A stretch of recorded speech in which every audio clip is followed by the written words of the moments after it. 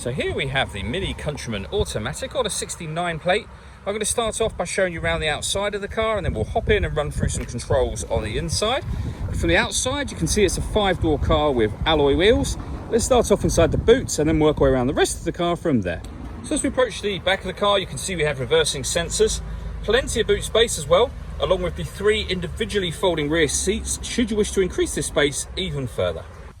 Okay, so we're just going to work our way back round to the front of the car, and then we'll hop in and run through some controls on the inside.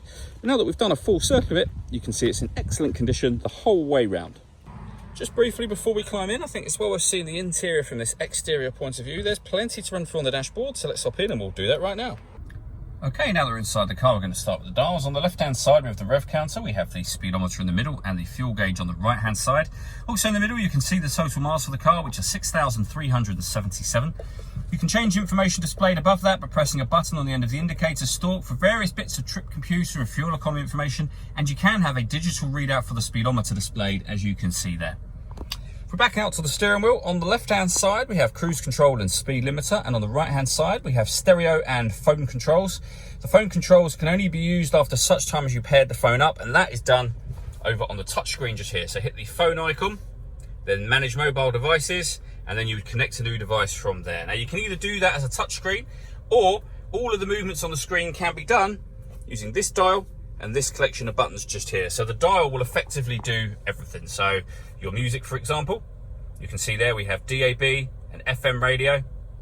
We have Bluetooth audio and USB input as well. So plenty of ways to listen to your music. You can go back to the home screen, and then you can access and control everything on your satellite navigation as well.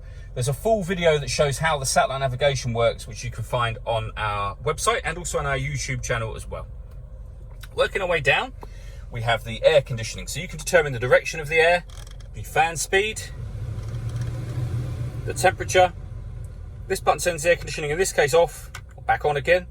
You can recirculate the air that's in the car. That's a great way of heating it up or cooling it down quickly depending on the temperature you've set. And we have a rear heated screen just there. This button turns off the stop and start. So this car's designed to cut out when it's stationary in traffic to save you fuel. That system is now turned off. This one starts and stops the engine, and this one will turn off the traction control for the car. Under that, we have a 12-volt charging socket and USB inputs for your music. We then have the gear lever for the fully automatic gearbox. All that leaves me to say is thank you for taking the time to watch this video. If you'd like to come and see the car in person and have a test drive, please feel free to call any of our MJA sites. We'd love to hear from you soon.